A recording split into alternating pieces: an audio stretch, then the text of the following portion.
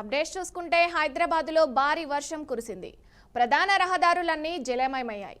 మియాపూర్, కుకట్పల్లి, ప్రగతినగర్, మూసాపేట్, అమీర్పేట్, బేగంపేట్, జూబ్లీహిల్స్, పంజాగుట్ట, ఖైరతాబాద్, నాంపల్లి, కోటి, చాదర్ఘట్, మలక్పేట్, దిల్సుఖ్ నగర్, ఎల్బీ నగర్, వనస్థలిపురం, హయత్ నగర్, అబ్దుల్లాపూర్ మెట్ ప్రాంతాలలో వర్షం కురిసింది. మణికొండ, రాజేంద్రనగర్, అత్తాపూర్, గండిపేట్, నార్సింగ్, ఇబ్రహీంపట్నం తదితర ప్రాంతాల్లో వర్షం కురవడంతో రోడ్లన్నీ నీటితో నిండిపోయాయి. పలుచోట్ల వర్షపు నీరు నిలిచిపోవడంతో వాహనదారులు ఇబ్బందులు పడ్డారు.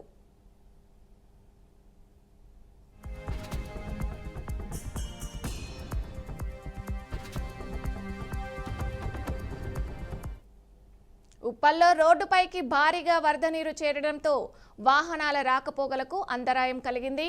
ఉప్పల్ స్టేడియం నుంచి అప్సిగూడ వరకు భారీగా ట్రాఫిక్ జామ్ ఏర్పడింది. యూసఫ్గూడ, కృష్ణానగర్ ప్రాంతాలలో కొన్ని చోట్ల మ్యాన్ హోళ్లు తెరుచుకున్నాయి. నాచారం, భవానీనగర్లో మోకాలి లోతు వరద నీరు ప్రవహిస్తుంది. దీంతో జీహెచ్ఎంసీ పరిధిలో రాత్రి వరకు భారీ వర్షం కొనసాగే అవకాశం ఉందని వాతావరణ శాఖ వెలువరించింది. భాగ్యనగర వాసులంతా అప్రమత్తంగా ఉండాలని హెచ్చరికలు జారీ చేసింది. అనంతరం నగరానికి ఎల్లో అలర్ట్ ప్రకటించారు.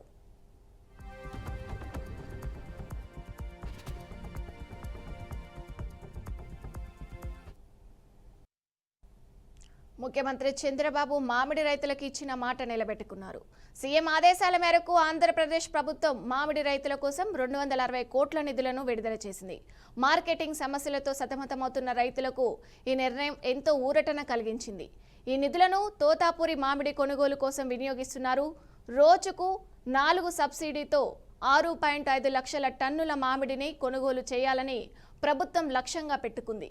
ఈ సబ్సిడీ మొత్తం నేరుగా రైతుల బ్యాంకు ఖాతాల్లోకి జమ చేయనున్నట్టు అధికారులు తెలిపారు. రైతులు తమ ఖాతాలను తనిఖీ చేసుకోవాలని సూచించారు.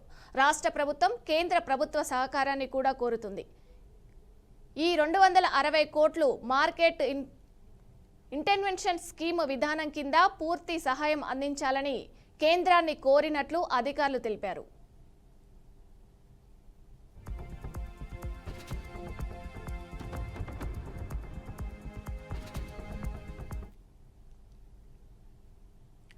ఖమ్మం జిల్లా బుర్గంపహాడ్ మార్కెట్ యార్డులో ఇందిరా మహిళా శక్తి సంబరాలు ఘనంగా నిర్వహించారు. సుమారు 3000 మంది మహిళలు పాల్గొన్నారు. ఈ కార్యక్రమానికి ముఖ్య అతిథులుగా మంత్రి పొంగులేటి శ్రీనివాసరెడ్డి, ఎమ్మెల్యే వెంకటేశ్వర్లు హాజరయ్యారు. ఈ సందర్భంగా మహిళా సంఘాలకు ప్రభుత్వ పథకాల కింద పలు రకాల ఆర్థిక సహాయాలను పంపిణీ చేశారు. సీతారామ ప్రాజెక్టు నీళ్లను రైతులకు అందించేందుకు ఐటీసీ కార్మికుల కోసం ఈఎస్ఐ హాస్పిటల్ నిర్మించాల్సిన అవసరం ఉందని ఎమ్మెల్యే పాయం ప్రభుత్వాన్ని కోరారు. అయితే ఈ సమస్యలపై కాంగ్రెస్ ప్రభుత్వం ఖచ్చితంగా స్పందిస్తుందని, ప్రజల అవసరాలను పరిష్కరించేందుకు అన్ని చర్యలు తీసుకుంటుందని మంత్రి పొంగులేటి హామీ ఇచ్చారు.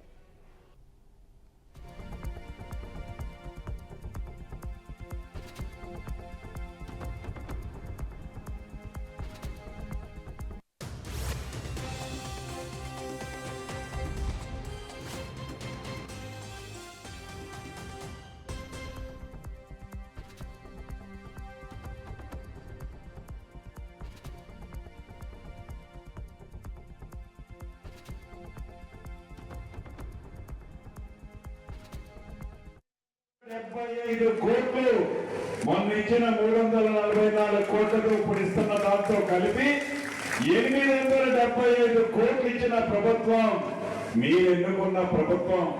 అంటే తేడా చూడండి, నక్కకి నాగవసానికి ఎంత దూరం ఉందో మార్చడం జరిగింది. అంతకు ముందు 18 సంవత్సరాలు నిండిన వాళ్ళు, 60 సంవత్సరాల లోపు ఉన్న వాళ్ళే సభ్యులుగా ఉండాలి అనేది ఆనాటి నియమ నిబంధనలు. ఇప్పటి ప్రభుత్వంలో 15 సంవత్సరాలు ఆనాడు దివంగత రాజశేఖర రెడ్డి గారు చెప్పేవాడు, లక్షల మందిని లక్షాధికారులు చేస్తామని ఆనాడు రాజశేఖర రెడ్డి గారి మాట. ఈనాటి మన ముఖ్యమంత్రి రేవంత్ రెడ్డి గారిది, మీ ప్రభుత్వం మాట 1 కోటి మందిని కోటీశ్వరులు చేయాలన్నదే మన ప్రభుత్వం యొక్క ఆలోచన. ఇందిరమ్మ ప్రభుత్వంలో 875 కోట్లు మొన్న ఇచ్చిన 344 కోట్లకు ఇప్పుడు ఇస్తున్న దాంతో కలిపి 875 కోట్లు ఇచ్చిన ప్రభుత్వం మీరు ఎన్నుకున్న ప్రభుత్వం. అంటే తేడా చూడండి, నక్కకి నాగవసానికి ఎంత దూరం ఉందో మార్చడం జరిగింది. అంతకుముందు 18 సంవత్సరాలు నిండిన వాళ్ళు 60 సంవత్సరాల లోపు ఉన్న వాళ్ళే సభ్యులుగా ఉండాలి అనేది ఆనాటి నియమ నిబంధనలు. ఇప్పటి ప్రభుత్వంలో 15 సంవత్సరాలు ఆనాడు దివంగత రాజశేఖర రెడ్డి గారు చెప్పేవాడు, లక్షల మందిని లక్షాధికారులు చేస్తామని ఆనాడు. హైదరాబాద్ కుక్కట్పల్లిలో షాకింగ్ ఘటన చోటు చేసుకుంది. భార్య ప్రసవానికి పుట్టింటికి వెళ్లి వచ్చేసరికి ఇల్లు అమ్మాడు ఓ భర్త. ఐటీ ఉద్యోగిని నిఖిత, నల్లూరి శ్రావణి ఇద్దరు దంపతులు 4 సంవత్సరాలుగా కుక్కట్పల్లిలో శాంతి నట్టర్లో నివాసం ఉంటున్నారు. పెళ్లి సమయంలో 48 లక్షల రూపాయల కట్నం డబ్బుతో అడ్వాన్స్ ఇచ్చిన ఓ ఇల్లు కొన్నారు. ఈ నేపథ్యంలోనే గర్భం దాల్చిన నిఖిత ప్రసవానికి పుట్టింటికి వెళ్లి వచ్చేసరికి తన భర్త ఇల్లు అమ్మేశాడని నిఖిత ఆవేదన వ్యక్తం చేసింది.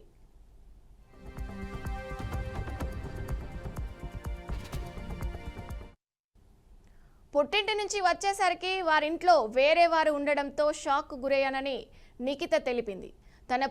తన పేరుపై ఉన్న ఇంటిని ఎవరు అమ్మారని అని అడిగితే తాము అద్దెకు ఉంటున్నామన్నారు. ఓనర్ ఎవరో రావాలని అడిగితే రావట్లేదని కుకట్పల్లి పోలీసులను ఆశ్రయించినట్టు నిఖిత చెప్పింది. పెళ్లి సమయంలో 48 లక్షలతో పాటు ఇల్లు కొంటామంటే మరో 5 ఎకరాలు అమ్మి మరీ డబ్బులు ఇచ్చామని నిఖిత తండ్రి వాపోయాడు. తమ అల్లుడు ఇలా చేస్తాడనుకోలేదని ఆవేదన వ్యక్తం చేశారు. తమకు న్యాయం చేయాలంటూ పోలీసులను వేడుకున్నారు.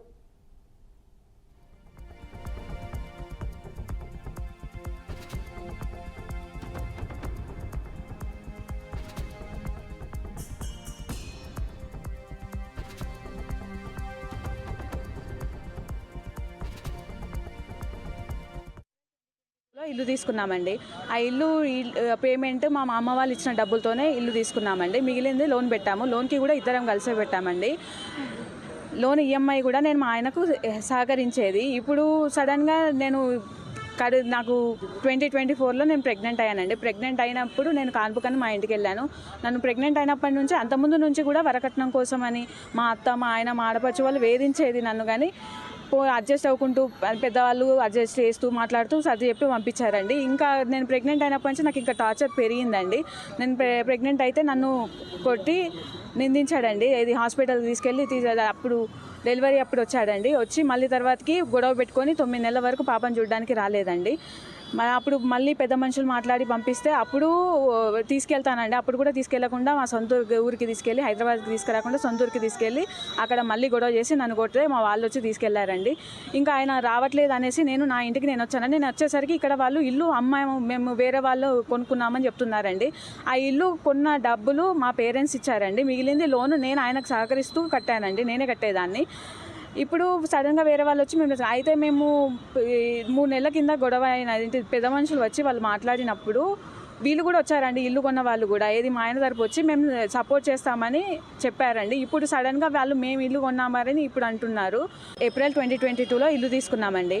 ఆ ఇల్లు పేమెంట్ మా అమ్మ వాళ్ళు ఇచ్చిన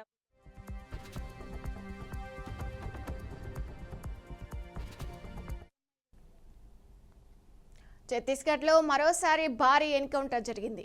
భద్రతా బలగాలు మావోయిస్టుల మధ్య జరిగిన ఎదురు కాల్పులలో అబుక్మార్ అటవీ ప్రాంతం దద్దరిల్లింది.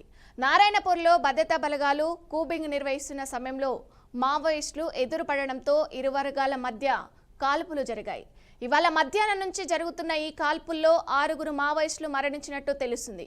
6 మృతదేహాలతో పాటు AK-47, SLR రైఫిల్స్, పేలుడు పదార్థాలు, ఆయుధాలను స్వాధీనం చేసుకున్నట్టు సీనియర్ పోలీస్ అధికారి వెల్లడించారు. కాగా ఎన్కౌంటర్లో హతమైన మావోయిస్టుల వివరాలు ఇంకా వెల్లడించలేదు. ఆపరేషన్ ముగిసిన అనంతరం పూర్తి వివరాలు వెల్లడిస్తామని తెలిపారు. ఎదురు కాల్పులు ఇంకా కొనసాగుతుండగా మృతుల సంఖ్య పెరిగే అవకాశం ఉన్నట్లు సమాచారం. ఆపరేషన్ కగార్లో భాగంగా ఇప్పటికే అనేక మంది మావోయిస్టులు ఎన్కౌంటర్లో మరణించారు.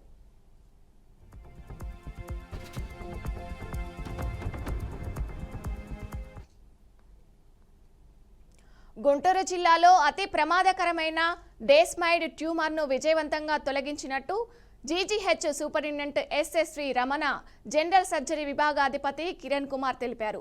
జీజీహెచ్లో ఏర్పాట్లు చేసిన సమావేశంలో వారు వివరాలు వెల్లడించారు. చిలకలూరిపేటకు చెందిన 28 సంవత్సరాల జీవన స్రవంతికి ఉదరంపై కణితితో బాధపడుతూ జీజీహెచ్కి వచ్చిందని చెప్పారు. అన్ని వైద్య పరీక్షలు నిర్వహించి ప్రతి 10 లక్షలలో 2 లేదా 4 ఇలాంటి ట్యూమర్స్ వస్తాయని చెప్పారు. 6 లక్షల ఖరీదు చేసే ఈ ఆపరేషన్ను ఎన్టీఆర్ వైద్య సేవ ద్వారా ఉచితంగా తొలగించినట్లు చెప్పారు.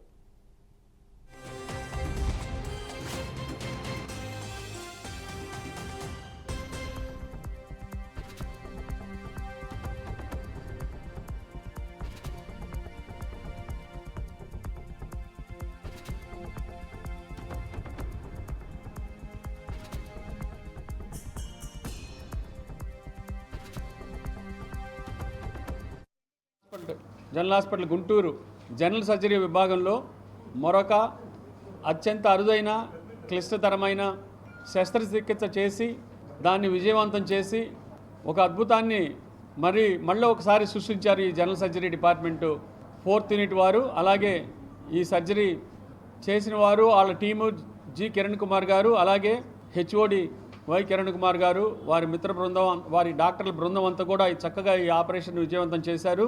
ఈ ఆపరేషను 28 ఏళ్ల ఈ జీవన స్రవంతి అనే ఒక అమ్మాయి చిలకలూరుపేట నుంచి వచ్చింది. ఈ అమ్మాయికి కడుపు పైన అంటే అబ్డమెన్ వాల్ పైన చిన్న కణితిలాగా వస్తే వచ్చారు.